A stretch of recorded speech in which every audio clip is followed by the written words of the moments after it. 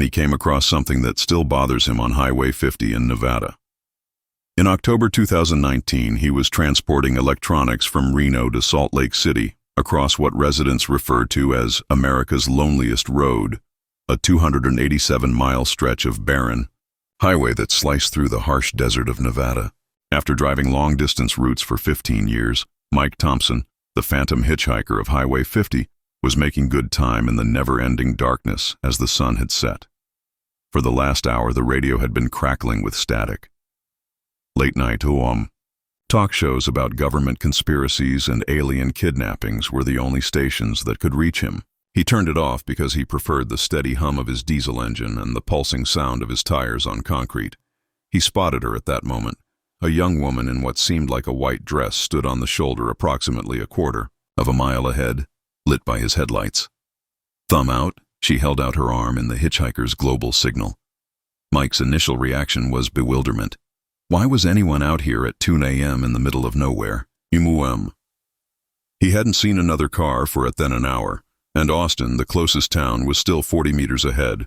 Mike was a seasoned truck driver who was aware that stopping for hitchhikers was not a good idea, particularly in such a remote area. However, the woman's stance conveyed a sense of desperation, bordering on terror. He slowed down against his better judgment. Her long dark hair, which seemed to blow in a wind he couldn't feel through his cab windows, gave him the impression that she was youthful, perhaps in her 20s. But an impossibility occurred when his truck was less than 100 feet away. The woman just disappeared, not ducked behind something, not stepped back into the darkness, as though she had never been there at all. She simply vanished. Exactly where the woman had been standing, Mike slammed on his brakes, forcing the entire rig to shudder as it came to a halt due to the enormous weight of his trailer. With his heart racing, he retrieved his flashlight and descended from the cab.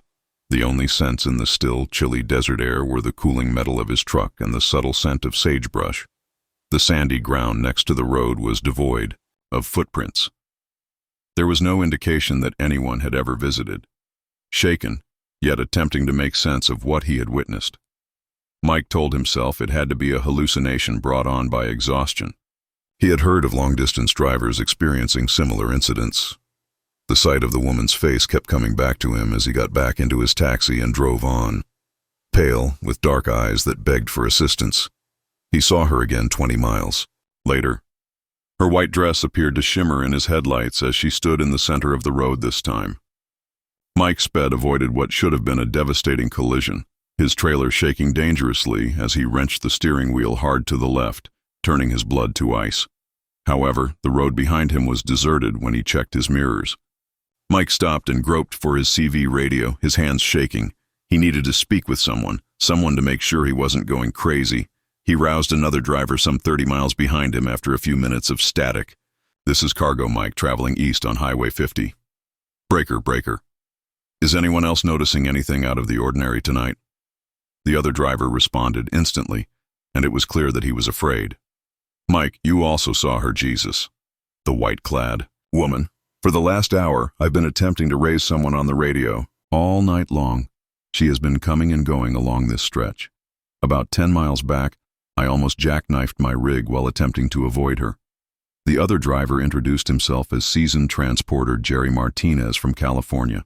As they drove into the desert for the next hour, Jerry kept in touch with Mike by radio, sharing with him what he had learned from other truckers who had encountered similar situations along this section of roadway. The same 40-meter stretch of Highway 50 between Eureka and Austin had been the site of sightings for more than 10 years. Whether she was hitchhiking or standing in the street, the woman always looked the same, youthful and wearing a white dress.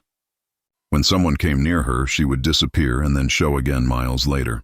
She was known as the Phantom of 50 by local truckers, but Jerry had done some research and found that the encounters were even more unsettling.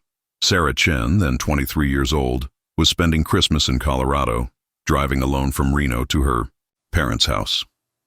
A winter storm had caused her car to break down somewhere along Highway 50. 3 days after the weather passed, search crews discovered her car parked on the shoulder. But there was no sign of Sarah. No sign of her was ever found, even after a lot of searches with volunteers, search dogs, and aircraft. When Sarah vanished, she was dressed in a white winter outfit. A third trucker who had been listening in on their talk crackled a new voice on Mike's radio as he processed this information. "Are you all discussing the ghost of Highway 50? Over the years, I think I've seen her maybe a dozen times. The time frame between midnight and morning is always the same. The thing that truly bothers me, though, is this. Other drivers have made an effort to assist. When she was standing there a few years ago, a man really stopped, got out to check around, and discovered something that prompted him to call the police." Mike's throat became parched. What did he discover? Away from the road, there are new footprints on the sand. However, they simply halted, out into the desert about 50 feet. The prints abruptly stopped as if she had been raised into the air. Officers arrived, took pictures, but they were powerless. The desert is a hazardous environment. It might have been animal traces. Other signs might have been obscured by wind. However, the truck driver who discovered them, a large, tough man with 20 years of driving experience, no longer drives Highway 50 at night. For the remainder of their trip across the eerie section of the highway, the three truckers stayed in radio communication. Mike spotted the woman twice more, once walking down the shoulder as though she were going somewhere significant, and once standing next to a mile marker. Every time, as if she were somehow keeping up with the trucks, she would vanish when his spotlights approached too closely, and then resurface miles later. Mike stopped at a truck stop to buy coffee and refuel when he eventually arrived in Austin, just as the sun was starting to rise. When Mike brought up the bizarre encounters, the old attendant, Pete, a local who had worked there for 30 years, simply nodded. "It happens all the time," Pete stated sarcastically. "Every time they pass through here, truckers have the same narrative, the same description, and the same route. Some people believe she is still searching for assistance that never materialized. Others believe that weary drivers are just being tricked by the desert. In all the years I've worked at this stop, though, I've never heard anyone characterize her in a different way. The same clothes, the same age, and the same frantic expression in her eyes." After a moment, Pete poured Mike's coffee. Oddly enough, after they located her automobile, the sightings ceased for around 6 months. Then they resumed, more often than before. It makes you wonder if she managed to reach the road at last while continuing to call for assistance. Mike had more questions than answers when he departed Austin. Over the course of his 15-year career, he had driven millions of miles and never held any supernatural beliefs. But everything he believed to be true about the world was called into question by what he encountered that night on Highway 50. The consistency of the accounts was more disturbing than the apparition itself. Over the course of more than 10 years, dozens of independent truckers reported seeing the same woman in the same place, acting in the same way. These were seasoned professional drivers whose jobs required them to be vigilant and pay close attention to their surroundings. They were not prone to imaginations or being easily frightened. When his roots demand it, Mike continues to drive Highway 50, but never at night. He has spoken with other truckers who have experienced similar situations, and their accounts are consistently the same. The woman in white keeps showing up on that lonely section of the Nevada highway, still trying to finish a journey that ended tragically over 10 years ago, and still looking for aid that will never come. It's unclear whether she's the result of widespread hallucinations triggered by the alienating effects of traveling through one of the most barren regions of America, or something more mysterious. Mike is unable to speak, but he is aware of what he witnessed that evening. He is also aware that he wasn't the only one who saw it. The disappearance of Sarah Chen is still a mystery, and for those who dare to drive the most desolate route in America after dark, the ghostly hitchhiker of Highway 50 still haunts them. It is a sobering reminder to Mike Thompson that certain things are better left unsaid, and that some paths are best taken during the day. Check the Midnight Convoy. After a haul through Wyoming in March 2020, Danny Rodriguez, who believed he knew every inch of Interstate 80 from coast to coast, began to doubt his knowledge of the route after 12 years of driving it. Danny was carrying a cargo of farm equipment to Sacramento when he turned onto I-80 westbound close to Laram soon after midnight. Despite the beautiful skies predicted by the weather prediction, a dense fog suddenly rolled in as he ascended into the Medicine Bow Mountains. Visibility fell to less than 50 feet in a matter of minutes. The gray wall around his truck was barely illuminated by his headlights. Danny activated his caution lights and reduced his speed to 35 mph. The proper course of action in these circumstances was to locate a truck stop and wait it out. He was already behind schedule, though.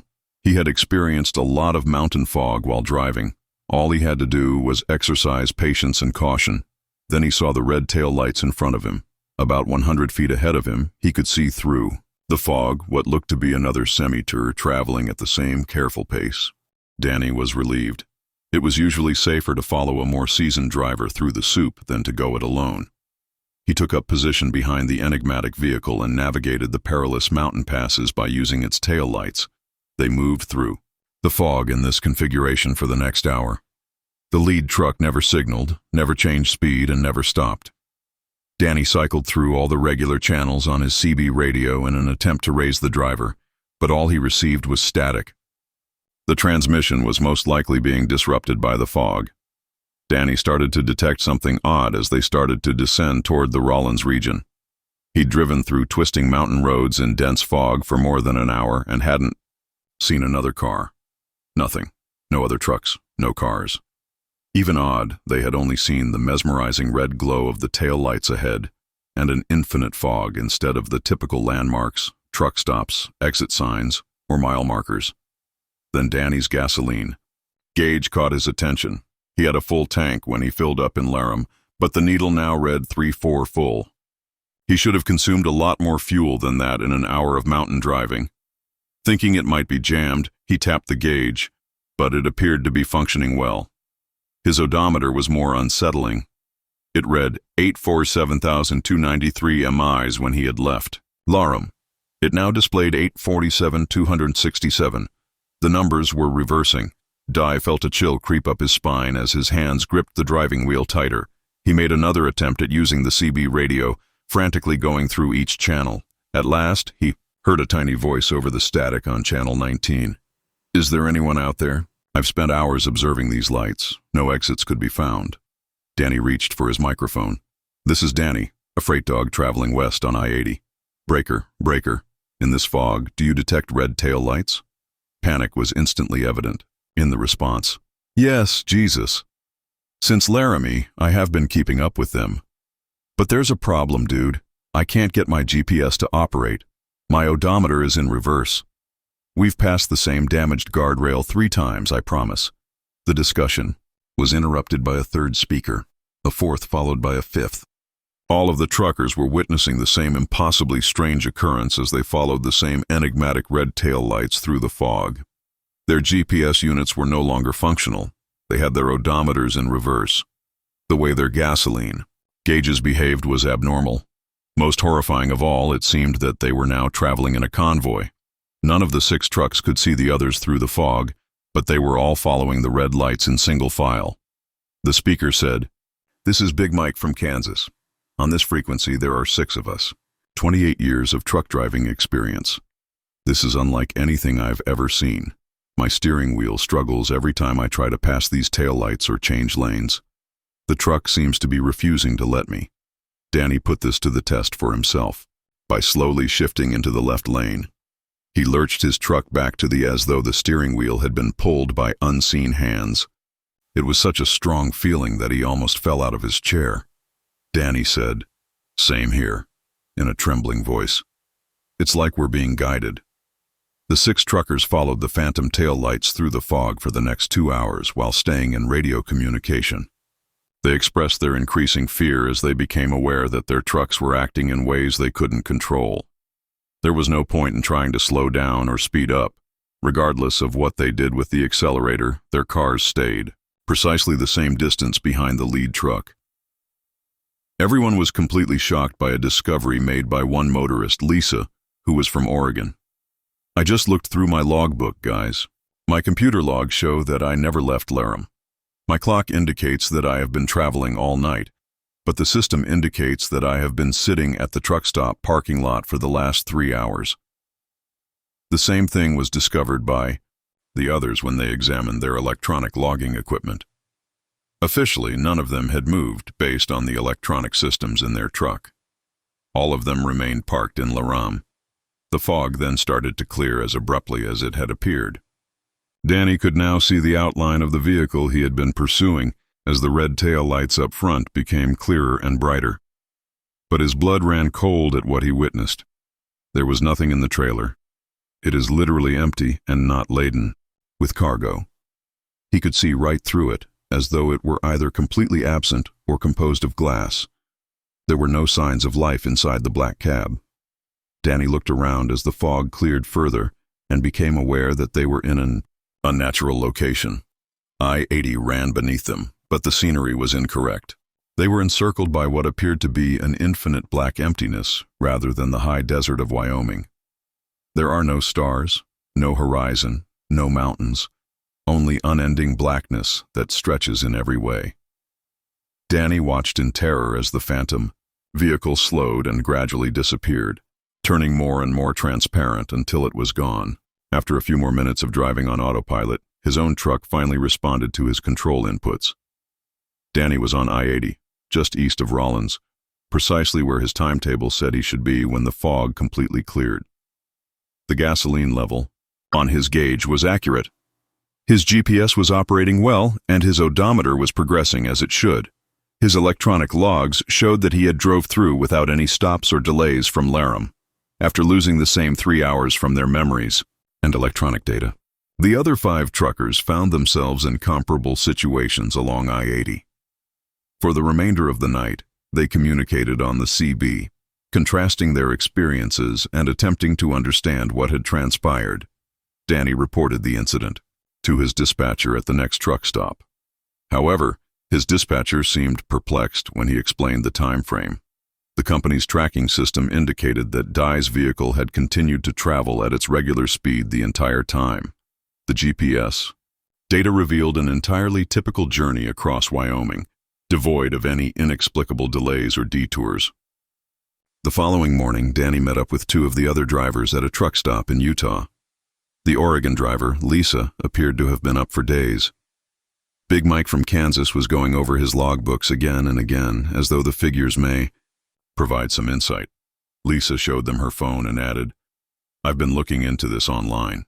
Reports date back several years, truck drivers being trapped in ghost convoys, following ghost vehicles at night or in fog. Time is lost, technologies malfunction, and they end up where they should be without any documentation of what transpired."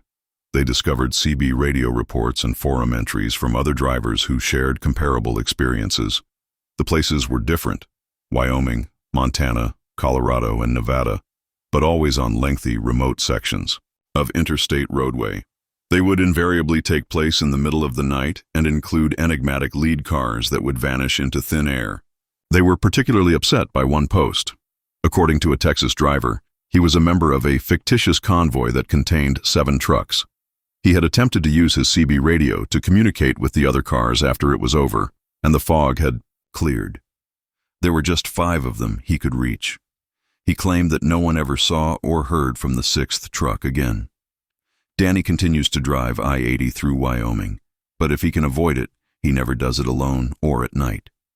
In an attempt to record another encounter, he has fitted his truck with a number of cameras and recording equipment, but he has never been found by the phantom convoy. All 6 of the drivers who shared that hard night were transformed by the event. Through a private CB channel, they communicate with one another on a daily basis and exchange stories of similar incidents from other truckers. They have joined an unofficial group of drivers who have encountered what can only be characterized as paranormal activity while driving on American roads. The Texas driver mentioned a lost truck, which Danny frequently wonders about. Are drivers still pursuing those ghostly tail lights somewhere in the mists and shadows of the interstate system, stuck in a convoy that transcends space and time? His nightmares are plagued by this question, which also makes every nocturnal trip seem like a voyage into the unknown. 3. The rest stop that shouldn't exist. During his February 2021 haul, Tommy Walsh, who had been traveling the same route between Phoenix and Denver for 8 years, had never noticed the rest stop that had previously arisen on Interstate 25 in northern New Mexico. What began as an ordinary fuel stop into the scariest night of his life. The time was 3:17 a.m. when Tommy reached the quarter tank mark on his fuel gauge. He had left Albuquerque 2 hours earlier and was moving quickly into the high desert. Santa Fe, which was still 40 miles away, was the next scheduled stop. However, he made the decision to fill up and get coffee when he noticed the green highway sign promoting Desert Oasis Travel Plaza, which was the next exit. There was a well-kept exit ramp that led to a brand-new, well-lit truck stop. A wide parking lot with spots for large rigs was illuminated by LED lights, and a contemporary structure that looked like a restaurant and convenience store was located there. There were already a number of other trucks parked there, their drivers probably resting or eating inside. Tommy hopped out of his cab and pulled up to the diesel pumps. The night air was calm and crisp with the familiar scents of desert sage and motor fuel. Until he attempted to start the pump, everything appeared to be normal. The reader for the credit card had died. Nothing, no display, no lights. The outcome was the same when he tried the second pump. Tommy, frustrated, went to the building to make his payment. But as he approached, he became aware of something that gave him the chills. He couldn't see inside the structure, but the windows were lit.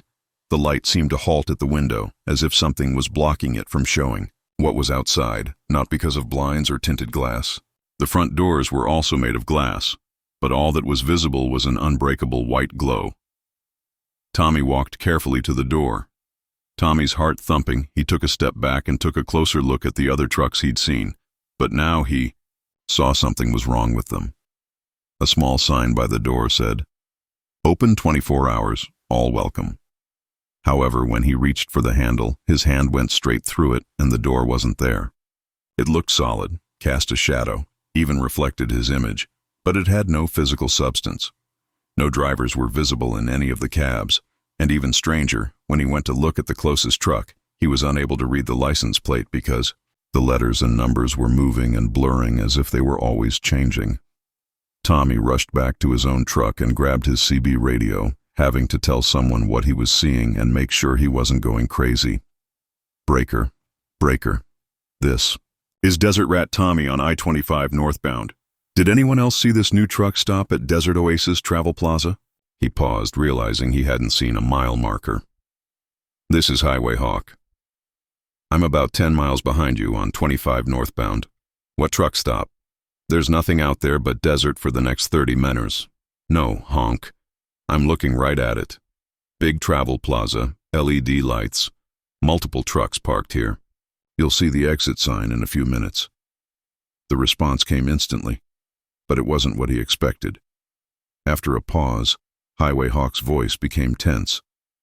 "I've been running this route for 15 years. There's no truck stop between Albuquerque and Santa Fe.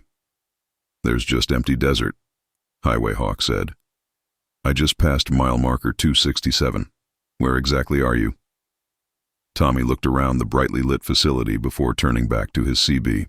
"Hawk, I'm telling you, I'm standing here right now. Maybe it's new construction you haven't seen yet."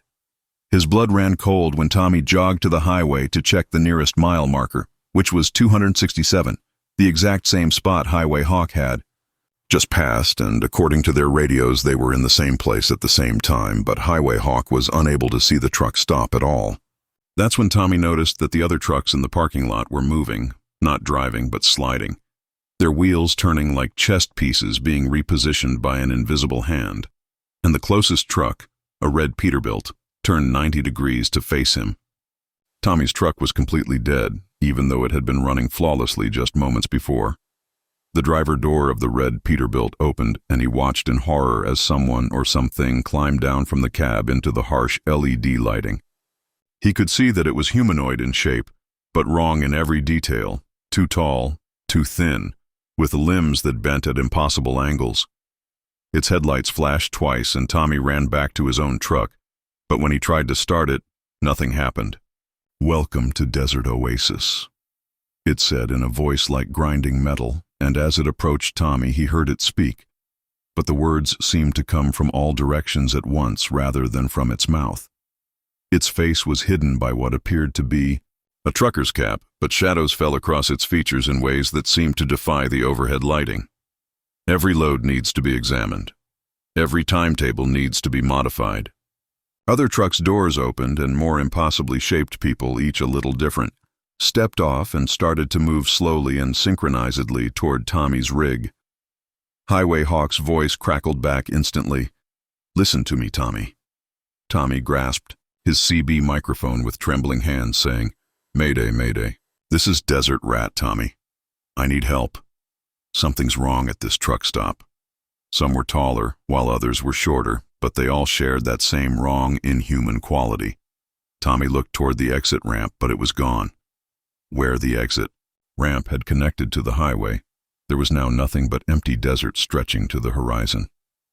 The interstate itself was still visible in the distance, but there was no way to get to it. Start your truck and leave right away. The engine is dead. Then grab your emergency kit and run.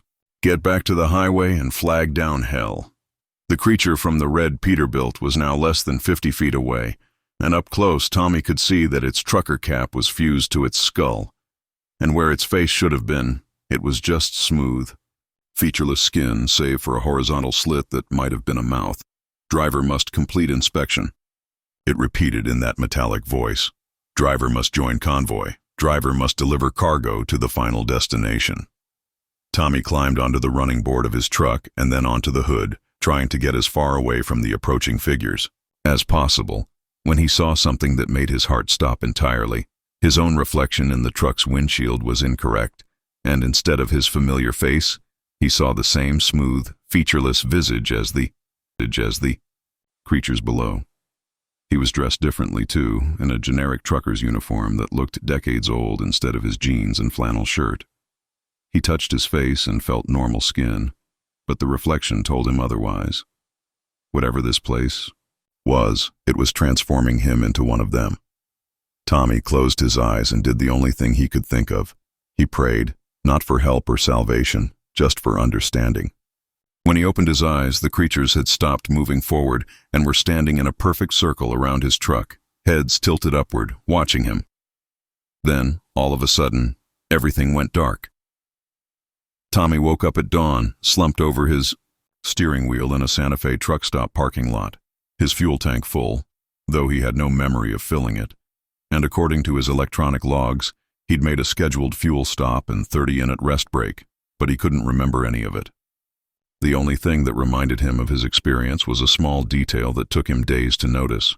His CB radio was set to a frequency that didn't exist, channel 66, and when he tried to change it back, the radio wouldn't respond.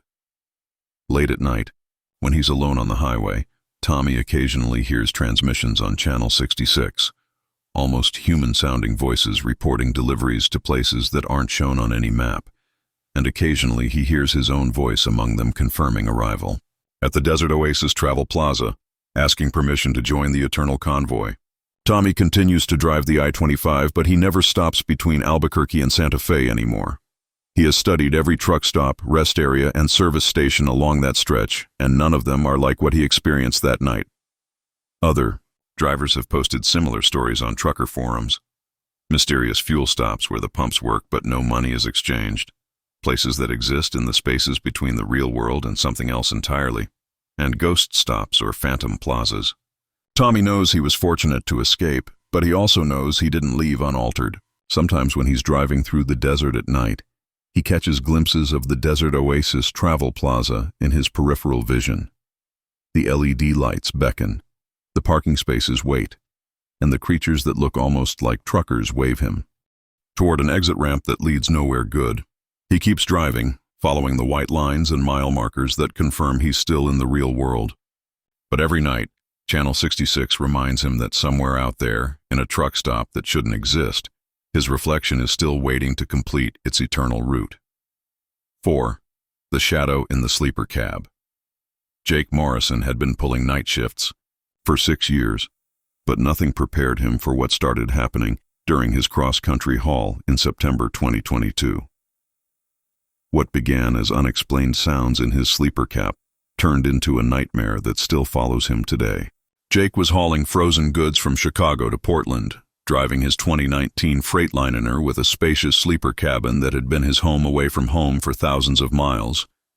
He'd always prided himself on maintaining a clean, organized cab. On the second night of his trip, somewhere outside Grand Island, Nebraska, Jake pulled into a rest area to get his required 10-hour break. He had driven this route dozens of times and knew this particular stop well. It was quiet, well lit, and usually had good cell reception. He parked away from the other trucks, as was his habit, preferring the peace and quiet at the edge of the lot. After finishing his logbook entries and taking a quick shower at the facilities, Jake settled into his sleeper cab at around 11 p.m. He had rigged up blackout curtains and had a small TV for entertainment, but tonight he was sufficiently exhausted to forego his usual movie and fall asleep. Then he heard the scratching, a faint scraping sound from somewhere behind his head, close to the back wall of the sleeper compartment, and he thought it was a tree branch rubbing against the truck in the wind. However, when he looked out, the night was completely still, and the sound continued for a few minutes before abruptly stopping. Jake attributed it to the truck settling or perhaps some debris that had become lodged somewhere during the day's drive. He was falling asleep when he heard it again. But this time it was different. This time it sounded almost intentional, as if someone tapping out a pattern on the opposite side of the wall. Jake sat up, pressed his ear to the sleeper's back wall, and realized that the tapping was coming from inside the wall cavity between the sleeper and the truck's exterior, but that was impossible, because there was nothing back there but the truck's frame and insulation. He took his flashlight and went outside to check the outside of his cab.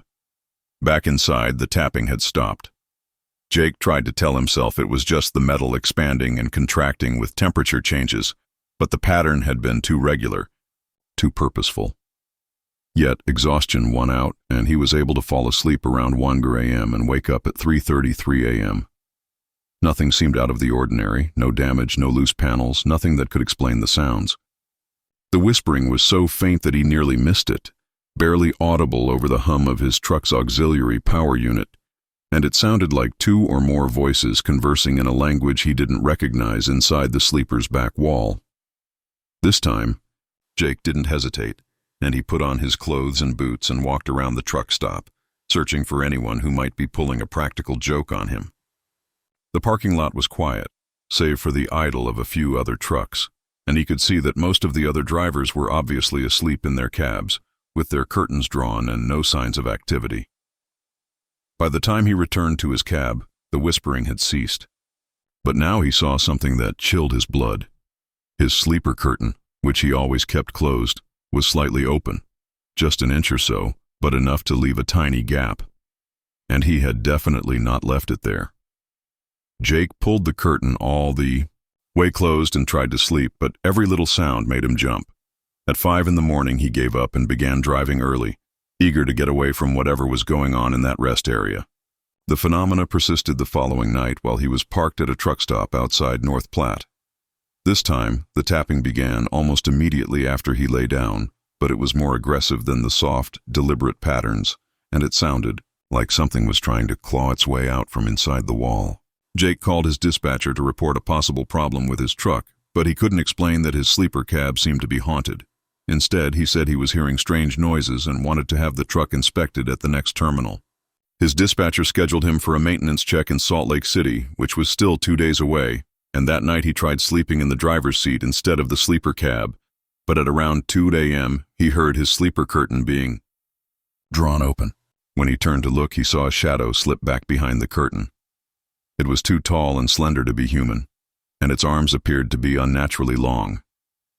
Jake grabbed his flashlight and yanked the curtain open, but the sleeper compartment was empty, though his pillow and blanket had been neatly stacked in the corner, as if someone had been getting ready to sleep there.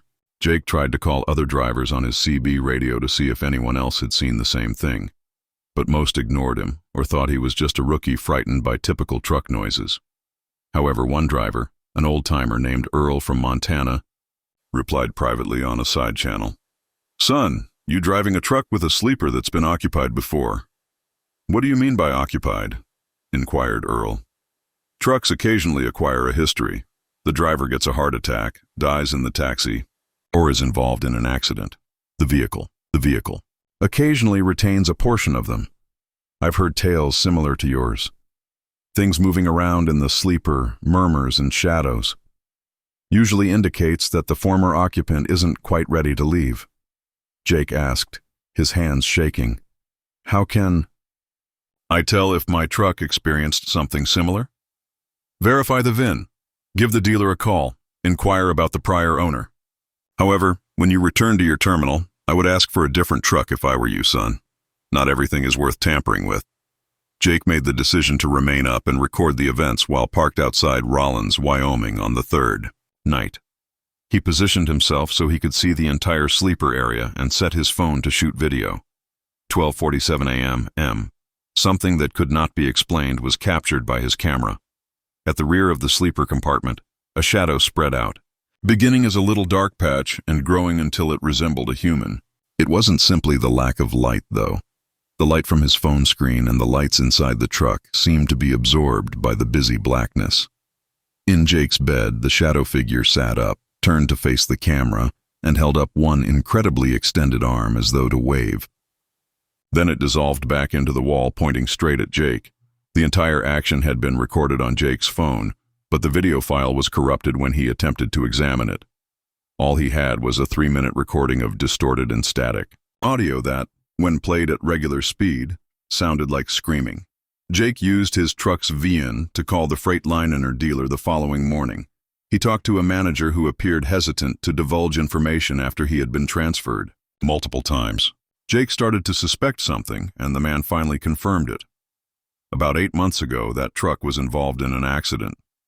Marcus Webb, the previous owner, was discovered dead in the sleeper compartment during a rest break in Iowa. Heart attack and natural causes, but it took 3 days for someone to discover him. Before we refurbished the truck and returned it to the impound yard, it had been there for 6 months. Jake was ill. The ghost of a guy who had passed away alone in the same room where Jake had been attempting to sleep had been sharing his cab. When I rented the truck, why wasn't I informed of this? According to company policy, non-accreated situations are not disclosed. To be honest, most drivers don't want to know, and legally we don't have to.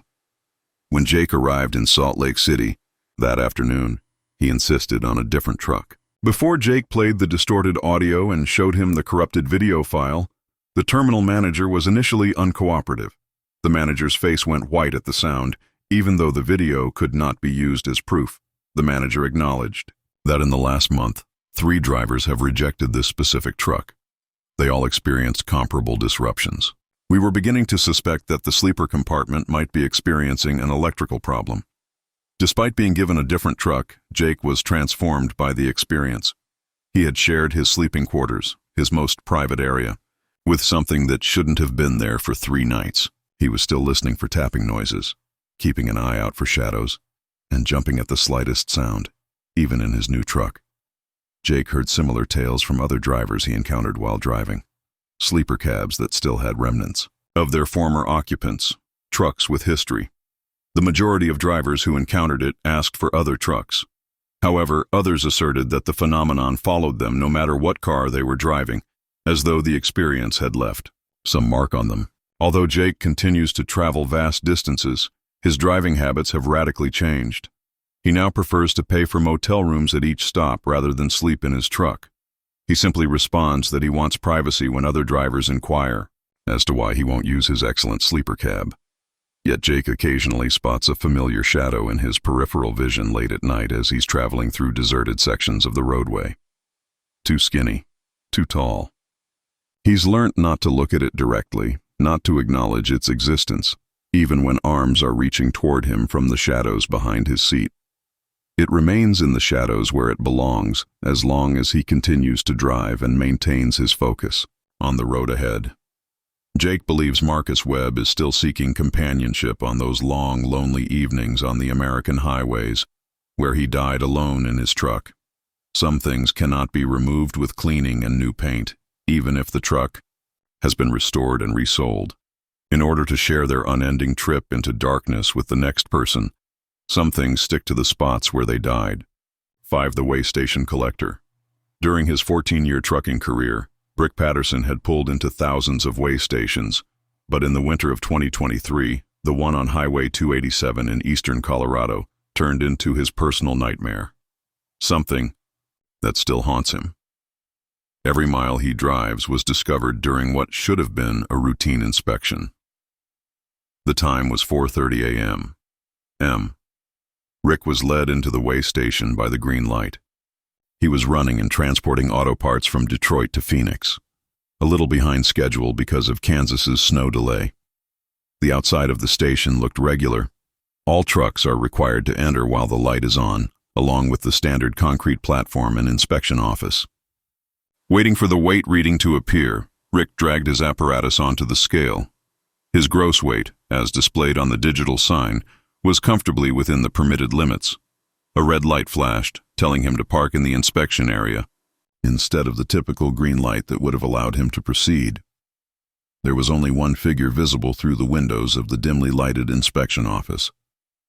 After obtaining his medical card, registration, and logbook, Rick crossed the chilly pavement to the office door. Inspector Martinez, night shift, was put on a homemade sign. Behind a metal desk inside was a middle-aged Hispanic man dressed in a DOT uniform. He was identified as Inspector Martinez by his name badge, but there was something strange about him. Martinez's voice sounded distant, but he was only 3 feet away from Rick. His skin had an unusual waxy quality, and when he looked up at Rick, his eyes reflected light like an animal's. "Your load," Martinez said without looking up, "is auto parts to Phoenix, valuable cargo." Rick handed over his documents, watching. As Martinez examined them with unusual intensity, his hands moving strangely with too many joints in his fingers, turning each page with a deliberate slowness that made Rick less comfortable. The inspector's pupils were all black, filling his entire eye socket with no visible iris or white, and when he smiled, his teeth were too sharp and too many. "Yes, sir. Routine delivery. Everything's properly secured and documented. Follow me. I need to inspect your cargo area." Martinez produced a flashlight that cast an impossible bright beam as they walked to Rick's trailer. The inspector started making odd inquiries as they passed the pallets of auto parts. "How many loads have you delivered this year?" "About 150, I suppose." "How many drivers have you encountered on the road?" "I don't know. Thousands, most likely." "Why?" Martinez halted his steps and turned to Rick. "How many have disappeared?" Rick's blood ran cold. Martinez's smile grew uncontrollably. "Where do you think they go?" Before Rick could respond, Martinez started removing shipping labels from the cargo pallets and placing them in a small metal box. "I don't understand what you mean. Every year drivers go missing. Trucks are discovered abandoned. No sign of the operator. Cargo intact. No evidence of foul play. Just gone." "I need to make some calls," Rick said, backing toward the trailer door. "This inspection isn't following proper procedures." "No calls," Martinez replied, still facing away from Rick, but somehow knowing what he was doing. "No radio, no escape. They have the necessary paperwork for delivery. Not copies of the labels, the actual shipping tags that were glued and stapled to the boxes. Sir, you can't remove those. They're required documentation for delivery." Martinez ignored him, continuing to collect labels with methodical precision. While Martinez was reaching up to remove a high label, Rick noticed that the inspector's shadow on the trailer wall didn't match his movements. Rick ran for his truck, but when he tried to start the engine, nothing happened. The radio was silent, the dashboard lights were dead, and even his cell phone, which had been on full bars only minutes before, showed no signal. Through his windshield, he could see Martinez still in the trailer, but now there were many shadows moving around inside, far more than one person could cast. Rick grabbed his emergency flashlight and walked around his truck, searching for Martinez or any sign of activity. The inspection office was now completely dark, and when he tried the door, it was locked, and he could see that the office was empty through the window. Not only was it empty, but it was also completely bare. No desk, no chairs, no equipment, just an empty room with concrete walls. In a panic, Rick tried to flag down other trucks on the highway, but none of them seemed to notice him. He waved his flashlight, jumped up and down, and even threw rocks toward the road, but no one slowed down or acknowledged him. As dawn broke, Rick heard voices coming from his trailer, and when he looked, he saw that it was empty, but when he looked, he could see that it was empty. Some of the voices were those of drivers he had met years before at truck stops and loading docks. With increasing horror, Rick realized that he was hearing the voices of missing drivers, all of whom had vanished during routine way station inspections, and they were all discussing cargo similar to what he was hauling. Charlie Henderson, missing since June, one voice said. Last seen at a way station in Nebraska, hauling electronics to Denver. Maria Santos disappeared in October. Way station inspection in Nevada. Load of machinery parts. Tom Bradley vanished in December. Inspection stop in Oklahoma. Auto parts. To Texas. As the sun rose, Rick noticed other trucks starting to pull into the way station. You okay, buddy? When Rick pointed to the inspection office, the other truckers saw a normal facility with proper lighting and standard DOT personnel, not the empty room Rick had discovered. He ran toward them, shouting warnings about Inspector Martinez, but they looked at him bewildered. One motorist remarked, "You appear to have seen a ghost." Based on his electronic logs, he had been at the way station for precisely 7 minutes, a typical inspection duration. But Rick knew something fundamental had changed. He looked back at his trailer and saw that all the shipping labels were back in place exactly as they should be. His truck started normally, his radio functioned, and his cell phone displayed full signal strength. The most unsettling thing was that Rick started to recognize voices on his CB radio. Drivers reporting their positions and delivery status who had been declared missing months earlier, always during night shifts, always with Inspector Martinez, overseeing their cargo. Over the next few weeks, as he finished his delivery and picked up new loads, he noticed things other drivers missed, such as way stations operating at odd hours, inspectors who appeared in multiple states on the same night, and shipping labels that would disappear from cargo and reappear days later in different locations. Rick researched missing truck drivers online and found a pattern that chilled him to the bone. Over the past decade, hundreds of drivers had vanished during routine way station stops. Their trucks were found with cargo intact, no signs of struggle, and electronic logs showing normal inspection times. But the drivers themselves had simply disappeared. The common thread was always the same: a night shift inspector conducting unusually thorough cargo examinations, often removing and examining shipping documentation. Witnesses described inspectors who seemed off, wrong eye color, strange mannerisms, shadows that didn't match their movements. Rick tried reporting his experience to the DUTE, but when investigators checked the Highway 287 way station, they found no record of an Inspector Martinez. The facility was staffed by the same 3 inspectors who had worked there for over 5 years, all of whom Rick had met on previous trips, and none of whom matched the description of the man he'd encountered. Security cameras at the way station showed Rick's truck entering and leaving after a 7-minute stop, but the footage of the actual inspection was corrupted, just static and distorted images that revealed nothing useful. Now, Rick drives with a constant sense of dread every time he approaches a way station. He's learned to identify the signs, facilities operating at unusual hours, inspectors he doesn't recognize, and that particular quality of light that seems to bend wrong around certain buildings. Sometimes late at night on empty highways, Rick hears familiar voices on his CB radio.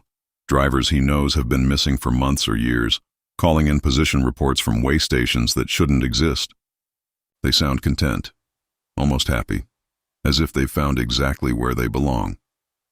Rick has changed his routes to avoid certain way stations, but he knows it's only a matter of time before he encounters Inspector Martinez again.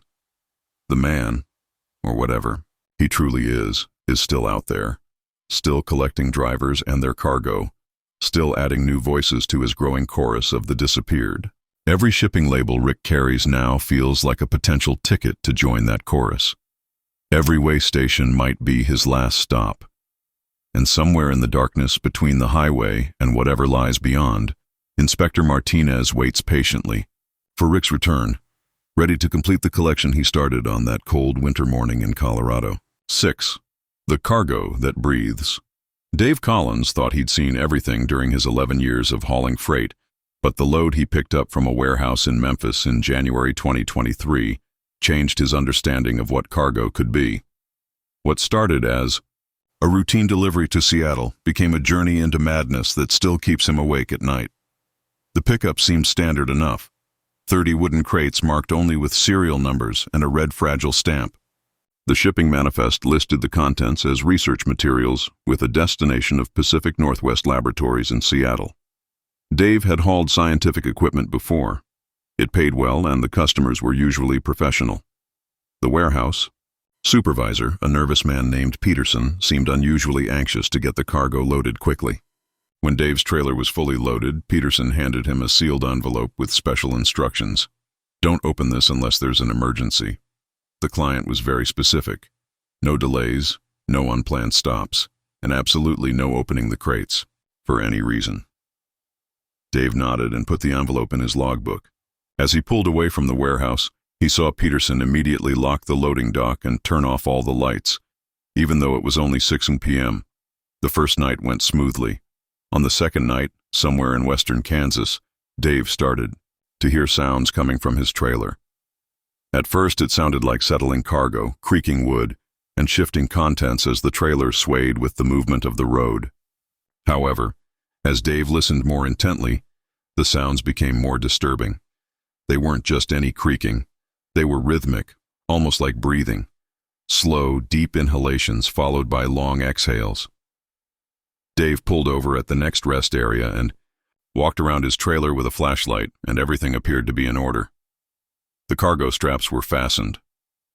When Dave put his ear to the trailer wall, he could clearly hear what sounded like multiple entities breathing in unison, even though the crates had not moved and the trailer doors were still sealed with the special locks Peterson had provided. Back in his cab, Dave tried to explain the sounds, thinking that perhaps the research materials were laboratory animals being transported in climate-controlled containers, which would explain the breathing sounds and the client's insistence on no delays. However, the rhythm was too slow, too deliberate for animals, with each breath cycle lasting almost 30 seconds. On the third night, while driving through Colorado, the sounds changed. Dave was just breathing when he started to hear what sounded like whispers, dozens of voices, speaking simultaneously in low tones, and while he couldn't make out individual words, the collective sound was unmistakably human and unmistakably distressed. When he pulled into a truck stop outside of Denver and called the number on his shipping papers, a recorded message told him that Pacific Northwest Laboratories was closed until Monday and that he should leave a message. After 30 seconds, the recording interrupted him, so Dave opened Peterson's emergency envelope, which contained a single sheet of paper with typed instructions. If cargo becomes active during transport, maintain speed and do not stop except for fuel. The note was signed by someone at Blackwood Research Consortium, a company Dave had never heard of, not Pacific Northwest Laboratories, as listed on the manifest. Dave tried calling Dr. Chen's number, but it went straight to a full voicemail box. He was now completely alone with whatever was in his trailer, and it was getting more active by the hour. Under no circumstances should trailer be opened or cargo examined. Contact Dr. Sarah Chen at 555 Chen immediately if phenomena escalate. Driver compensation includes hazard pay for unusual circumstances. The whispers had grown louder and more distinct as they crossed Utah, and Dave could hear individual voices asking for help, asking to be released, asking why they were being transported, and most disturbingly, some of the voices were calling out specific names. "Tell Margaret I'm sorry. Call my brother in Phoenix. My daughter needs to know what happened to me." Dave became increasingly horrified to realize that he was not carrying laboratory animals or research materials, but human beings, and that they were conscious and aware of their situation. He pulled over and walked to the back of his trailer, pondering whether to break the seals and look into the matter. However, as he got closer to the rear doors, all of the voices inside abruptly stopped talking. In the utter silence, Dave heard something that made his blood freeze. 30 sets of footsteps approaching the trailer doors from inside. He ran back to his cab and drove away as quickly as was legal. Behind him, he heard muffled pounding on the trailer walls and doors. The voices returned, but this time they were angry, demanding, and threatening. They knew Dave was listening, and they knew he was refusing to assist them. Dave tried to get advice from other drivers on his CB radio, but each time he keyed the microphone to speak, the voices from his trailer would drown out the radio with their cries for help. Other truckers reported hearing odd transmissions on his channel, dozens of people speaking at once, all pleading for rescue. Dave made a decision that would follow him for the rest of his life on the 5th night, as he was getting close to the Nevada border, and he drove to a remote truck stop. and called the FBI saying that he thought he was unwittingly transporting kidnapped people. The agent he spoke with was dubious, but agreed to meet him at the next way station. However, when Dave reached the agreed-upon meeting place, no federal agents were there, and instead he saw Peterson from the Memphis warehouse, two men in pricey suits standing next to a black SUV, all three of them watching Dave's truck with icy rage. As Dave hopped out of his cab, Peterson said, "Collins, we know you've been worried about your cargo." Dave said, "There are people in my trailer. Living people who are being held against their will," he stated forcefully. One of the tall, silver-haired men in suits stepped forward and said, "I think there's been a misunderstanding, Mr. Collins. Your cargo is extremely valuable research materials, experimental audio equipment being tested for psychological applications. What you're hearing are recorded voices designed to test the effectiveness of the equipment." Dave knew they were lying, but he was outnumbered and far from assistance. As they spoke, Dave could hear the voices from his trailer growing more agitated, as if they recognized Peterson and the suited men, calling them by name and making accusations, but the three men pretended not to hear anything out of the ordinary. "Complete your delivery, Mr. Collins," the silver-haired man said.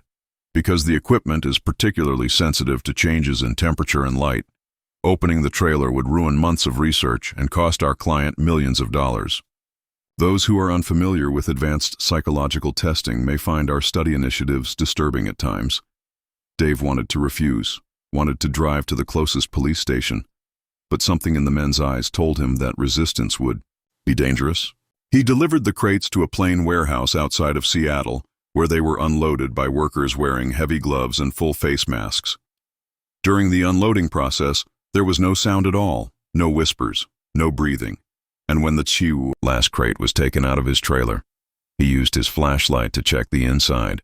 There was no sign that any living things had ever been there, no scratches on the walls, no biological waste, nothing.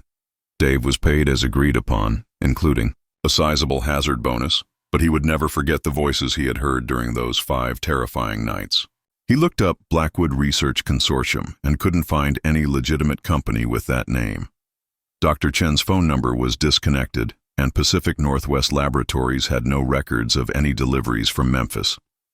Over the next few months, Dave started receiving reports of missing persons, people who had vanished from the Memphis area around the time he'd picked up his mysterious cargo. The numbers matched 30 missing people and 30 crates, but when he tried to contact authorities with this information, he was told that his evidence of recorded voices could easily be explained as psychological testing equipment, just like the men in suits had claimed.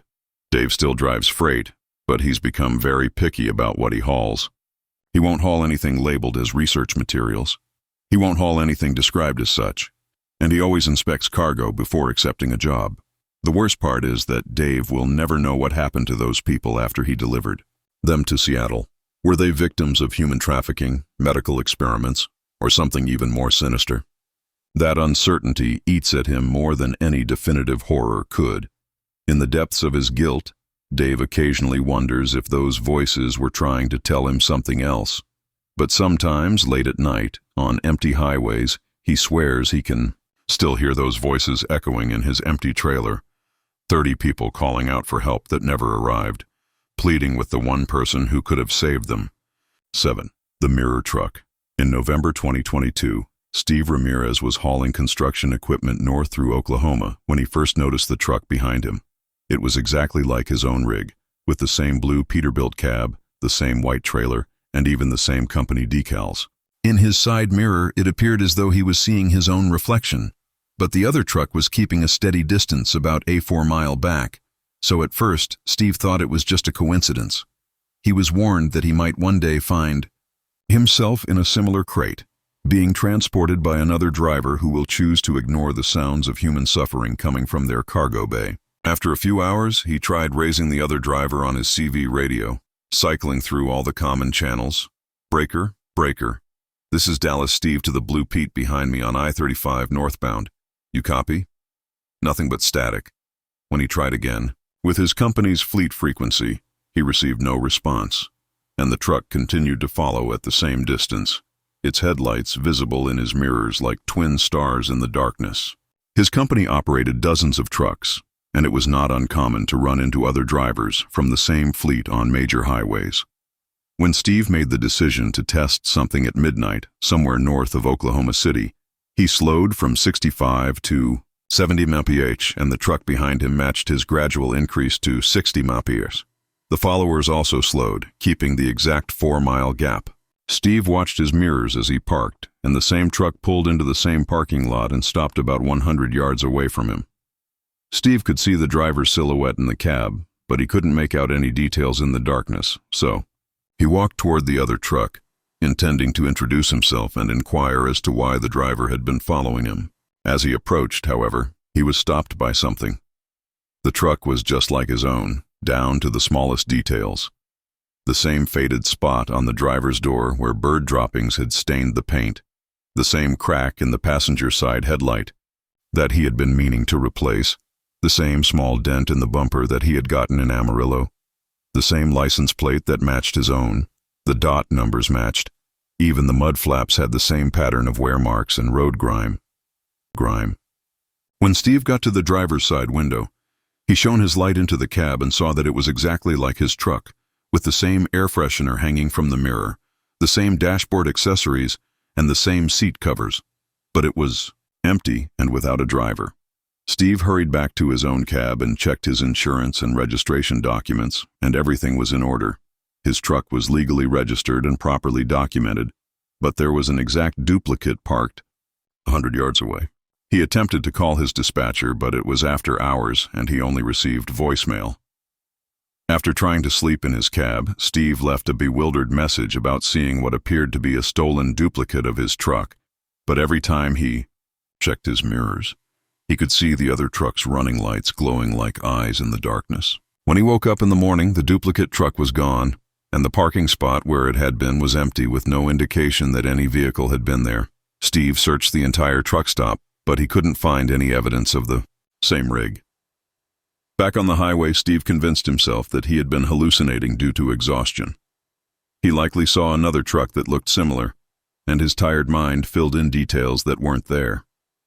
However, 20 miles north of Wichita, the truck reappeared in his mirrors. This time, Steve was completely awake and rested, and he could see that the truck behind him was a perfect replica of his own. It had the same company markings, the same trailer configuration, and everything. However, now that a driver was visible in the cab, he shifted his mirror to get a better look at the driver's face, and the sight of it made his blood freeze. The driver looked exactly like Steve, with the same flannel shirt, ball cap, and beard, and he was staring back at him through the windshield, keeping the exact 4-mile distance. A voice answered instantly, Steve's own voice coming through the CB radio. "This is Dallas Steve on I-35 northbound, mile marker 47. I need help. Something is following me that shouldn't be there." Steve's hands trembled as he reached for his CB microphone. For the next 100 miles, every time Steve spoke on his CB radio, the duplicate truck would repeat his words exactly, calling for help when he called for it, reporting his position when he reported it, and other drivers on the highway started responding to both transmissions.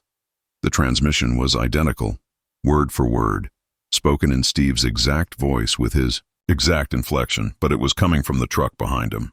Steve tried an experiment because he couldn't understand why the same trucker was broadcasting identical messages at the same time. "This is a test," he remarked, keying his microphone. "Please comment with your location if you can hear this." His own voice immediately returned over the radio. "This is a test. If you can hear this, respond with your location." Other drivers heard both transmissions, but from different locations. The CB chatter indicated that one Dallas Steve was at mile marker 127, and the other Dallas Steve was at mile marker 89, 38 miles apart. The duplicate truck, for some reason, wasn't just following Steve. It was occupying multiple positions on the highway at the same time. Desperate to get away from whatever was after him, Steve pulled off at the next exit and drove to a small-town police station, where he tried to explain what was happening. But how could he explain being followed by an exact duplicate of himself? The officer listened politely, but it was obvious that he believed Steve was suffering from mental stress or road fatigue, because when Steve got back to his truck, he found the duplicate parked across the street from the police station, with The other Steve standing next to his truck, staring at the real Steve with a look of cold malevolence. When Steve waved, the duplicate waved back. When Steve started to approach him, the duplicate started to walk toward Steve. As they drew closer, Steve could see that the duplicate was not quite right. Its eyes were black with no pupils or iris visible. Its skin had a wacky, artificial quality, and when it opened its mouth to speak, no sound came out. However, Steve could hear his own voice saying words he had never heard before. "You don't belong here," the voice said, though the duplicate's lips were motionless. "I own this truck. I own this existence." Steve turned around and sprinted back to his truck, but the engine refused to start.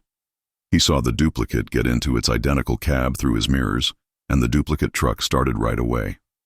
For the next hour, Steve sat in his dead truck while the duplicate circled the block repeatedly, slowing as it went by to stare at him through the passenger window.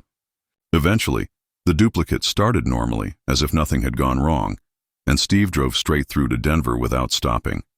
But the duplicate followed him all the way, sometimes appearing in his mirrors, sometimes disappearing for hours, and then reappearing out of the blue. When he finally arrived at his delivery destination, the duplicate truck drove past the warehouse and disappeared around a corner, and when he checked, there was no truck on the cross street.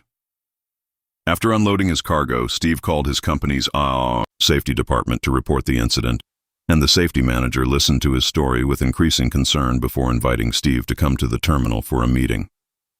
"We've had 3 other drivers report similar encounters over the past year, always on I-35, always involving duplicate trucks that match their own rigs." "Exactly. 2 of those drivers have quit, and the 3rd had a nervous breakdown and is on medical leave." The safety manager at the terminal showed Steve security camera footage from multiple truck stops along I-35. The footage clearly showed Steve's truck at different locations and times, but in several clips, 2 identical trucks were in the same frame. The timestamps demonstrated that both trucks had been at the same location simultaneously. There were no stolen trucks, no illegal duplicates, no signs of complex pranks or corporate espionage. The duplicate trucks were seen on security cameras and by other drivers, but they had no legal registration, no GPS tracking, and no paper trail. When Steve asked to take a different route, the company needed him to continue the Dallas-Detroit run, so they fitted his truck with more cameras and GPS tracking in the hopes of obtaining more proof of the phenomenon. On his subsequent trip, the duplicate reappeared, but this time it was more aggressive, pulling alongside Steve's truck at the exact same speed instead of keeping a safe distance. The driver would stare at Steve through the side window and mouth words that Steve could hear in his own mind. The encounters intensified over a number of trips, and the duplicate truck started pushing Steve off the road, cutting him off at exits, and showing up at truck stops before Steve got there, as if it knew his schedule beforehand. Other drivers started to report seeing 2 identical trucks in what appeared to be an aggressive pursuit, with one truck attempting to ram the other off the highway. Steve's last run-in with his duplicate happened on a foggy night near the Oklahoma-Kansas border, when the mirror truck pulled alongside him and started to slowly merge into his lane, attempting to occupy the same physical space. Steve felt as though reality was being compressed, as the 2 trucks touched, and he could see into the duplicate's cab through his passenger window. "Let me have it back," Steve said, his lips wide, his dark eyes reflecting the highway lights. Yet he could hear the screaming in his own voice, repeating within his mind, "Return my life to me." Steve separated the trucks with a sharp leftward jerk of his driving wheel. The replica lost control, smashed through the railing, and vanished into the night outside the motorway. After stopping, Steve dialed 911. Emergency personnel, however, did not discover any wreckage, skid marks, or other signs of an accident when they examined the area. The following day, Steve gave up long-haul trucking. These days, he just drives local delivery routes, never leaving his house more than 50 meters away. On quiet mornings, however, he occasionally spots a familiar blue Peterbilt in his rearview mirror while driving through residential neighborhoods. It follows him respectfully and waits patiently for him to return to the highways so it can reclaim the life it believes was stolen. 8. The loading dock at midnight from it. Over the course of his 9-year trucking career, Carl Thompson had picked up and delivered freight from hundreds of warehouses, but in the summer of 2023, the facility, near Bakersfield, California, turned into his personal nightmare. What ought to have been a typical midnight pickup became an experience that defied all reasonable explanations. At 8 p.m., his dispatcher received the job. Delivery to Portland is scheduled for Thursday morning, with an urgent pickup at Meridian Distribution Center. With a night shift bonus that nearly doubled his regular rate, the pay was outstanding and made the late pickup worthwhile. Although rush jobs frequently came from smaller businesses attempting to meet deadlines, Carl had never heard of Meridian Distribution. To 11:45 p.m., Carl arrived to the institution, following his GPS to a Bakersfield suburb industrial development. With only one loading dock lit by harsh fluorescent lights, the massive warehouse, which could have been 1 million square feet, was oddly dark. There were no other trucks in sight, and the parking lot was deserted but for a few of automobiles. By what looked like an office door, Carl was waved toward the illuminated dog by a man wearing a yellow safety vest. He appeared to be a typical middle-aged Hispanic man with the worn look of someone who has spent years handling freight. He appeared anxious to get Carl's truck parked and loaded as soon as possible, and his name badge said Martinez. Martinez remarked, "You're right on time," as Carl retreated to the dock. "Your freight is prepared for departure." While Martinez operated the dock equipment, Carl finished his preloading inspection and paperwork. The warehouse beyond the loading doctor was completely dark, but Carl could hear forklifts and other machinery operating somewhere in the darkness. He occasionally caught glimpses of lights moving deep inside the building, but he was unable to see the actual loading process. "What kind of freight am I hauling?" Carl asked, looking over the shipping manifest, which listed only industrial components totaling $45,000 LOB. "Making equipment," Martinez replied without looking up from his clipboard. "Very expensive stuff, so drive carefully." As Martinez had predicted, the loading process took precisely 30 minutes. Although Carl could hear pallets being moved and loaded into his trailer, Martinez insisted that the dock door stay closed during the loading process in order to maintain temperature control for the sensitive equipment. After the loading was finished, Martinez gave Carl the sealed paperwork and bills of lading. "Keep in mind that there are no stops other than for fuel and required rest breaks. The customer is paying premium for guaranteed delivery time." After an hour, everything appeared to be going as planned. His truck handled well, the weight distribution felt appropriate, and his electronic logs indicated that he was on track to reach his required rest break. However, at around 2 in the morning, everything seemed to be going according to plan. Around Fresno, Carl started to hear noises coming from his trailer. At first, they were just the normal creaking and settling that comes with a loaded trailer. But over time, the noises became more distinct and unsettling.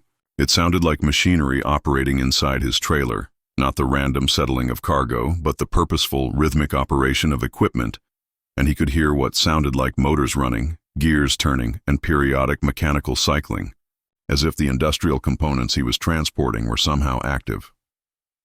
Carl stopped at a rest area to investigate, and he used a flashlight to look around his trailer, checking the cargo doors and looking for any obvious issues. The trailer doors were still sealed with the special locks Martinez had provided, and everything seemed to be secure. However, when Carl put his ear to the trailer wall, he could hear the sounds of machinery operating inside, so he called the emergency number on his shipping papers, worried that temperature-sensitive equipment might be malfunctioning, and a recorded message told him that Meridian Distribution was closed until Monday and gave no other way to get in touch. Carl tried calling his dispatcher, but it was after hours and he only got voicemail, so he left a message explaining the situation and asking for advice, and then he decided to drive on, knowing that if the equipment was supposed to be running, there was nothing he could do about it, and if it wasn't, stopping wouldn't help anyhow. Then, in addition to the mechanical noises, there was what sounded like hydraulic systems pressing and releasing metal, grinding against metal, and sporadic, loud clanking as if heavy parts were moving around inside the trailer. What was more unsettling was a strange chemical odor that seemed to be leaking into his cab despite the trailer being sealed. It was harsh and acidic, like industrial solvents mixed with something organic and unpleasant. At 4 a.m., while driving Through the darkness north of Sacramento, Carl heard something that chilled him. He could swear he heard voices, not human voices, but something that appeared to be trying to mimic human speech, distorted and electronic, like speech being processed through machinery, but they seemed to be having conversations. At his required rest stop near Red Bluff, Carl turned off his radio and strained to listen. The voices were unmistakably there, rising and falling in what sounded like dialogue, the rhythm and cadence unmistakably conversational, as if his cargo were talking among themselves. He tried calling other drivers on his CB radio to see if anyone had experience with equipment that operated during transport, but the answers were unsettling. "Brother, I've hauled all kinds of industrial machinery," one driver said. "Never heard of anything that runs while being transported. Most of that stuff has to be completely shut down and secured for shipping. Son, if your cargo is making noise and smells, you might want to pull over and call the authorities. Sounds like you might be hauling something you shouldn't be hauling." The situation was getting more suspicious. The late-night pickup, the high salary, the lack of specific cargo information, and now the impossible sounds and smells coming from his trailer. But what could he tell police? That his cargo was making mechanical noises.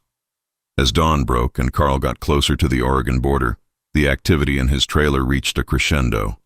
The voices had grown clearer and more distinct, and Carl could now make out individual words being spoken in that strange, mechanically processed speech. Subject preparation was complete, the transportation phase was optimal, the arrival protocol was started, the processing facility was confirmed, and the mechanical sounds grew loud enough to drown out his engine noise, and the chemical smell was so strong it was making him dizzy. But most frightening of all were the voices, which sounded as though his cargo was reporting on its own status and organizing some sort of operation.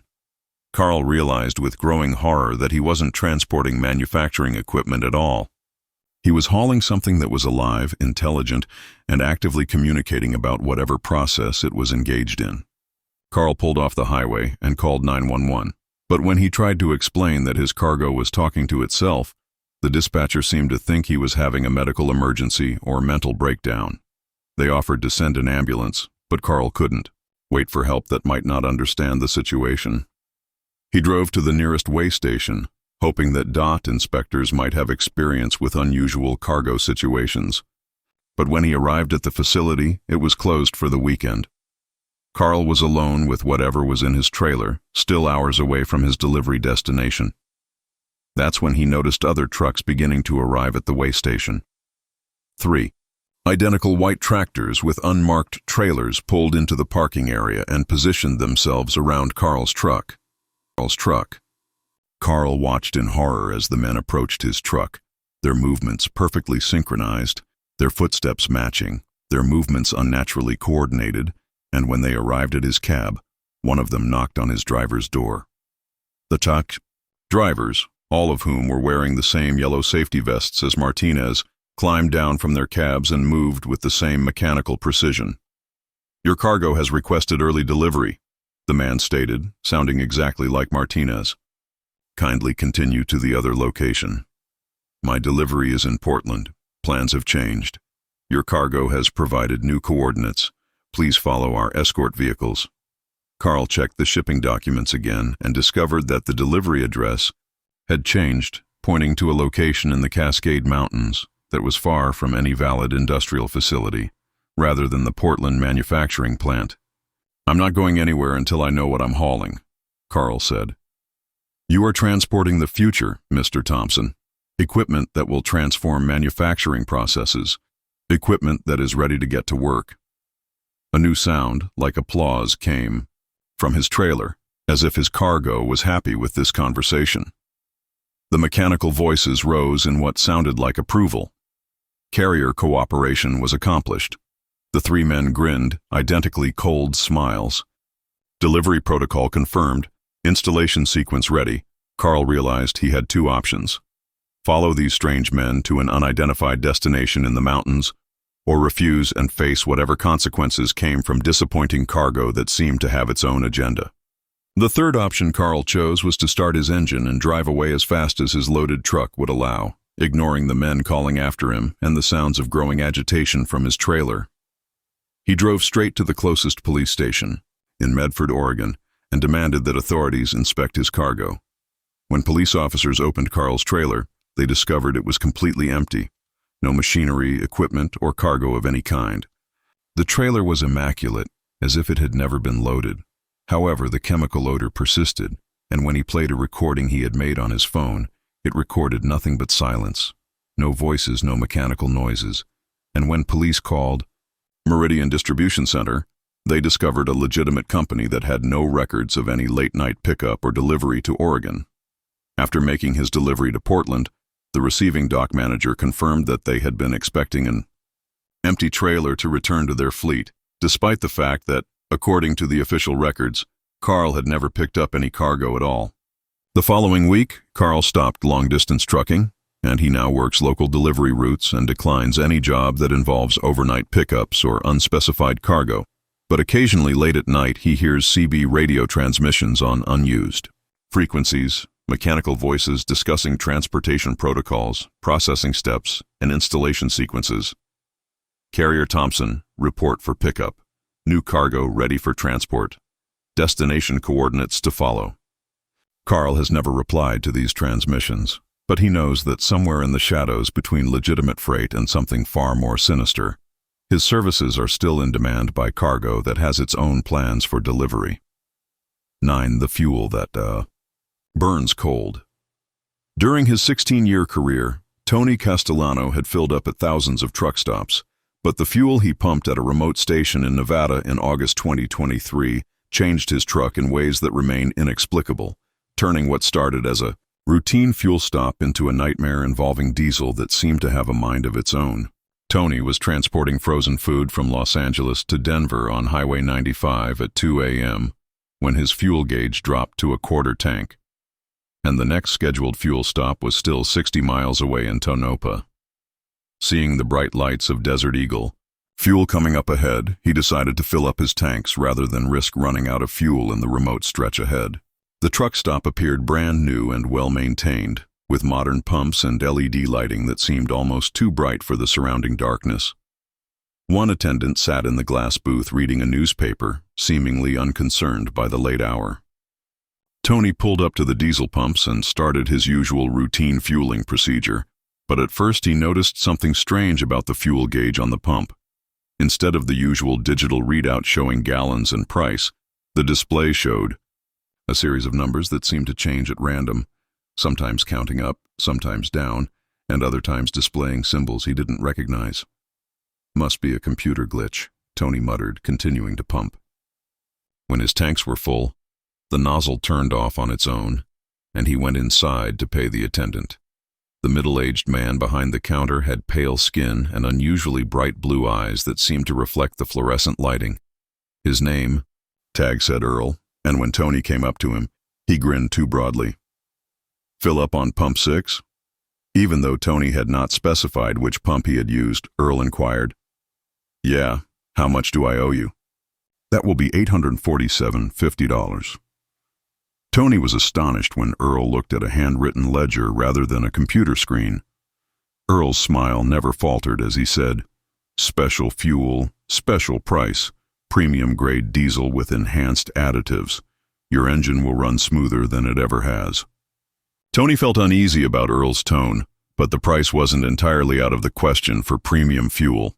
I only put in about $150 gallon diesels running $4.20 a gallon. Should be around $630. After paying with his company card, he walked back to his truck, eager to get back on the road, and noticed right away that something was different. The truck was running quieter than usual, almost silent compared to its usual diesel rumble. The engine seemed to respond more quickly to the accelerator, and the truck pulled away from the fuel station with unusual smoothness. For the first 20 meters, Tony was impressed with the quality of the fuel. His truck was running better than it had in months, getting better fuel economy and making almost no engine noise.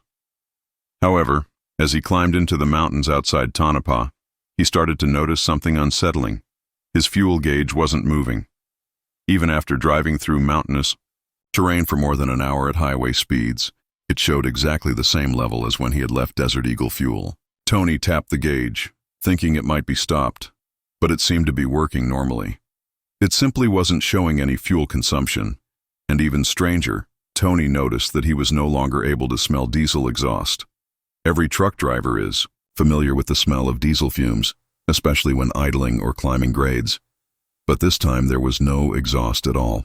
Tony pulled over at a rest area and walked around his truck to check the exhaust pipe, but there was no smoke or fumes visible, even though his engine was running. He revved the engine multiple times, but this didn't make any exhaust appear, as if his truck was running on something other than diesel fuel. But each time he keyed his microphone, his radio would produce an odd interference, a high-pitched whining sound that seemed to modulate with his engine RPMs. "Breaker, breaker. This is Freight Dog Tony eastbound on 95, he transmitted. Did anyone else try the fuel at Desert Eagle truck stop? The response that came back wasn't from another trucker, but rather his own voice, echoing back through the radio with a delay of several seconds. Tony repeatedly tried, transmitting, but each time he heard his own voice echoing back. The radio seemed to be picking up his transmissions and replaying them, but with a strange, distorted quality that made his voice sound distant and hollow. Over the course of the next few hours, as Tony crossed into Utah, his truck's behavior became more and more strange. The fuel gauge stayed at the same level despite hundreds of miles of driving. The engine continued to run with an unnatural quietness, and, most disturbing of all, Tony realized that his truck was moving faster than the speedometer indicated. Mile markers were passing at a rate that suggested he was traveling much faster than the speedometer indicated, and when he calculated his actual speed based on time and mile markers, he found he was traveling at nearly 90 miles an hour, while his speedometer showed 70. Tony attempted to slow down, but his truck seemed to resist his input, and when he eased off the accelerator, the truck continued to maintain its speed. When he applied the brakes lightly, the truck continued to move forward as if the brakes were disconnected, causing panic to set in. Tony tried to pull over at the next exit, but as he turned the steering wheel toward the off-ramp, the truck continued to drive straight ahead, not responding to his input. The only thing that was still functioning normally was his horn, which he started honking frantically to warn other drivers that his vehicle was out of control. What was even stranger was that other cars and trucks on the highway seemed to be avoiding him automatically, moving into different lanes well before Tony's truck arrived, as if they could sense something was amiss from a far greater distance than was practical. As dawn broke, Tony found himself approaching Salt Lake City, still locked inside his truck that was driving itself, with his fuel gauge showing exactly the same reading as 8 hours earlier, despite driving over 400 meters. His truck continued to operate with that unnatural silence, moving faster than indicated and responding to no control inputs. That's when Tony noticed something that made his blood run cold: his electronic logbook, which automatically recorded his driving time and location, showed that he had never left the Desert Eagle truck stop. His cell phone was showing full signal strength, but each time he tried to call 911, he received the same response. "The number you have dialed is not in service at this time." Without his input, Tony's truck took the exit for Salt Lake City, making its way through the city streets precisely to his delivery destination, and when it reached the receiving dock, the truck came to a perfect stop and the engine shut off automatically. Warehouse workers started unloading Tony's trailer, remarking that the frozen food was perfectly fresh, despite the long drive from Los Angeles, saying, "This is the best temperature control I've ever seen." Normally, frozen loads from LA show some temperature variation, but this stuff is colder than when it left the plant. Tony checked his refrigeration unit and found it hadn't been running during the trip, but for some reason, his frozen cargo had become colder during transport rather than warming up. When Tony tried to restart his truck to leave, the engine started normally, but now behaved exactly as it always had. His CB radio was functioning normally, his steering and brakes were responding appropriately, and his electronic logs were recording his actual position and movement. However, Tony's fuel gauge indicated that he still had the same amount of diesel as when he had left Desert Eagle fuel 8 hours and 400 miles earlier. Tony had driven from Nevada to Utah without using a single gallon of fuel, and when he tried to retrace his route to find Desert Eagle fuel and demand an explanation, he found nothing but empty desert. No building, no pumps, and no indications that any structure had ever existed there. Truckers Tony spoke with had never heard of Desert Eagle fuel, and internet searches showed that there was no truck stop with that name anywhere in Nevada. Tony paid for fuel, and his truck ran on that mysterious fuel for more than a month, traveling 15,000 miles without refueling. The fuel gauge would occasionally drop, but it would return to full the following morning. Tony's truck ran more efficiently, faster, and quieter than any diesel engine should be able to, but the experience had altered him in ways that worried him. He was driving longer distances without getting tired, staying alert for risky periods, without rest, and his electronic logs showed normal driving patterns. But Tony knew he was somehow operating beyond normal human limitations. Other drivers began commenting that Tony looked different, paler, with unusually bright eyes that seemed to reflect light. His voice on the CB radio had developed a strange, echoing quality, and sometimes late at night, other truckers reported seeing Tony's truck in multiple locations simultaneously, as if it existed in several places at once. Tony finally ran out of the mysterious fuel while idling in a truck stop parking lot one morning. His fuel gauge suddenly dropped to empty, his engine sputtered and died, and he found himself stranded with a normal truck that required normal diesel fuel. But when Tony filled up with regular diesel, his truck never ran quite the same way again. It seemed sluggish and inefficient compared to how it had performed on the fuel from Desert Eagle. Tony found himself missing the unnatural smoothness and power that had come with that strange fuel, sometimes driving through desert areas late at night. Tony looks for the bright lights of Desert Eagle fuel, hoping to find that mysterious truck stop again. He knows the fuel changed him, possibly in ways he doesn't fully understand yet, but part of him craves the superhuman efficiency it provided. Tony has never found the truck stop again. But he continues searching, driving through Nevada's empty spaces with tanks that always seem 1 gallon short of full, looking for fuel that burns cold and engines that run silent in the darkness, between 1 mile marker and the next. 10. The exit that leads nowhere. Ray Gonzalez had driven Interstate 10 through West Texas hundreds of times during his 8-year trucking career, but in September 2023, he took an exit that, according to every map and GPS system, should not exist. What began as a simple detour to avoid construction became a journey into a place that defied every law of geography and time. Ray was hauling automotive parts from Houston to Phoenix when he encountered a construction zone outside Fort Stockton. After 6 hours of driving ahead of schedule, Ray decided to take the detour rather than sit in traffic when he saw an exit marked Business Route 285, Fort Stockton Bypass. The exit ramp looked normal enough, with reflective signs and painted lane markings, but as he descended from the interstate, he noticed something strange. The business route sign showed Fort Stockton, 12 miles away, but Ray knew that Fort Stockton was only about 3 miles away on I-10. The road itself was well maintained, blacktop, 2 lanes with a yellow center line, exactly what you'd expect for a state highway business route. Ray settled in for what he thought would be a slightly longer but traffic-free alternate path back to the interstate, but after 20 minutes, Ray started to feel uneasy. He should have arrived in Fort Stockton by now, but all he could see was a desolate desert with no indications of any town approaching. What was more unsettling was that since leaving the interstate, he had not seen a single mile marker, cross street, or other road signs. Ray checked his GPS, but the screen displayed a blank area with his truck icon sitting in what seemed to be empty space. No roads, no landmarks, nothing. His GPS was receiving satellite signals, and the signal strength showed full bars, but it was unable to locate him. He attempted to call his dispatcher on his cell phone, but each call ended up with a message stating, "The customer you are trying to reach is not available." The paint on the center line was as fresh as if it had been painted that morning, and the pavement looked brand new with no cracks, patches, or wear marks you'd expect on a highway that carried regular traffic. What's more unsettling is that Ray noticed that he hadn't seen any other vehicles since taking the exit, not a single car, truck, or motorcycle in either direction. This was impossible for a business route serving a town of several thousand people. And after an hour of driving, Ray arrived at what appeared to be Fort Stockton, but the town was incorrect in ways that made his skin crawl. He recognized the layout of streets and familiar landmarks, but everything was slightly off, like a movie set built by someone working from old photographs.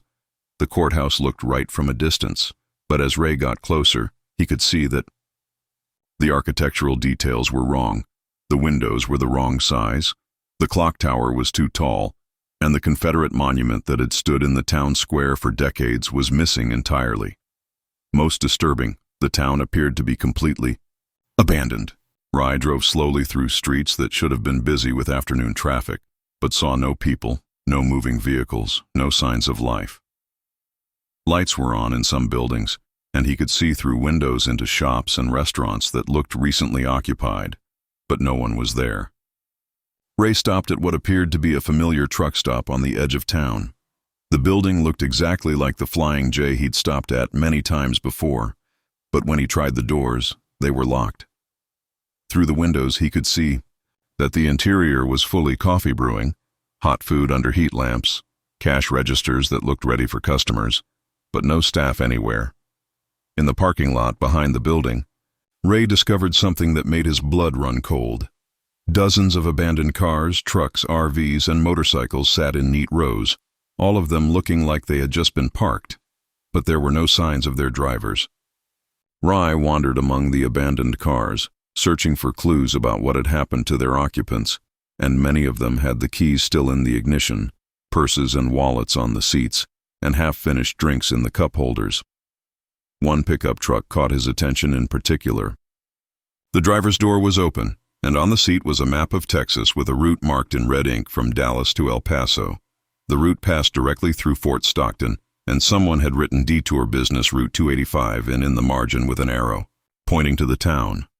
Ray found similar maps in several other vehicles, all showing different starting points and destinations, but all with the same notation about taking Business Route 285 through Fort Stockton. It appeared that dozens of travelers had taken the same detour he had, and none of them had ever left. As the sun began to set, Ray decided he had to find a way back to the interstate. He drove through the empty town, looking for signs pointing back to I-10, but found nothing. Every road seemed to curve back toward the center of town, no matter which direction he tried to go. Ray attempted to retrace his route back to where he'd entered the town, but the roads had changed. Streets that had been straight when he'd driven them an hour earlier, now curved in impossible directions. The road he'd used to enter town was no longer there. Around 10 p.m., Ray heard his CB radio crackle to life. "Breaker, breaker, this is anybody out there. I'm stuck in some kind of fake town off I-10. Can anybody hear me?" Ray grabbed his microphone right away. As night fell, streetlights started to come on throughout the town, but the emptiness was only made more unsettling by the illumination. Ray could see into houses and buildings, all of which appeared to be recently occupied and lived in, but were devoid of people. "Where are you?" "I'm in what appears to be Fort Stockton, but it's completely wrong. I've been driving around for hours trying to get back to the interstate, and you're seeing the same thing." Over the course of the next hour, Ray connected with 6 other drivers who were stuck in the same unreal Fort Stockton. They had all taken the business Route 285 exit to avoid construction, and now none of them could find their way back to reality. The other drivers reported the same things that Ray had encountered. GPS systems that displayed blank areas, roads that changed when you weren't looking, and the total lack of any real, "I've been here since Tuesday," said a driver called Linda, from Oklahoma, "and my load was supposed to be delivered in Phoenix 3 days ago." What's most alarming is that several of the drivers said they had been stuck for days or even weeks. By now, my employer has most likely reported me missing. "I've tried everything, driving in every direction, following power lines, even trying to drive cross-country through the desert. Every road leads back to this town. It's like we're in some kind of loop," said Miguel, a California driver who also said he had been in the fictitious Fort Stockton for more than a month. As the night wore on, Ray noticed that the town was changing. Buildings that had been dark when he had first driven through were now lit up and appeared to be occupied. He could see shadows moving behind windows, figures walking through rooms, people going about their normal evening activities. But when he got closer to investigate, the figures would disappear. He would see someone clearly through a window, walk up to the glass, and find the room empty. Ray tried to remain calm, but the situation was getting more and more bizarre. as he found himself trapped in a place that appeared to be a real town, but wasn't on any map, with other drivers who claimed to have been missing for weeks. Ray discovered a collection of local history books that told the story of Fort Stockton in the town library, which was mysteriously unlocked and lit despite being abandoned at around 3 in the morning. The books claimed that the state had built a memorial town on the original site, an exact replica of Fort Stockton as it had existed before the flood, but that the memorial town had never been opened to the public because it was deemed too emotionally disturbing for survivors and victims' families. However, the performance stopped whenever Ray tried to look too closely. The replica had been built but never inhabited, existing only as a monument to what had been lost. Ray realized with growing horror that he and the other drivers weren't trapped in the real Fort Stockton, but in this memorial replica, a town built to remember the dead, populated only by the memories of those who had once lived there. The radio chatter from other trapped drivers began to take on a desperate quality as they realized their situation might be permanent. Some drivers talked about abandoning their trucks and trying to walk out across the desert. Others discussed rationing the food and water they had in their calves. But Ray noticed something else in his research. Every few months, according to local newspaper archives, travelers would report seeing an exit for business route 285 that would disappear when authorities investigated. The reports always came from drivers who had taken the non-existent exit to avoid construction delays. Ray understood that he and the others had somehow driven into a place that existed between reality and memory. A town that should have been, but never was. As dawn broke on his second day in the memorial town, Ray discovered that his truck's fuel gauge had somehow returned to full, even though he hadn't refueled, and his electronic log showed that he was still sitting at the original I-10 construction zone, as if he had never moved. Ray continues to drive the same route through West Texas, but he has never seen the business route 285 exit again. Occasionally, he hears transmissions on his CB radio from drivers who say they are trapped in a replica of Fort Stockton, calling for help that will never arrive. Ray is aware that they remain in a community that was established to honor the deceased, searching for a way back to the land of the living while driving endlessly along streets that go nowhere. Additionally, each and every Ray takes his place in traffic as he passes the construction zones on I-10. Waits. Regardless of the length of the wait, some detours lead to places you can never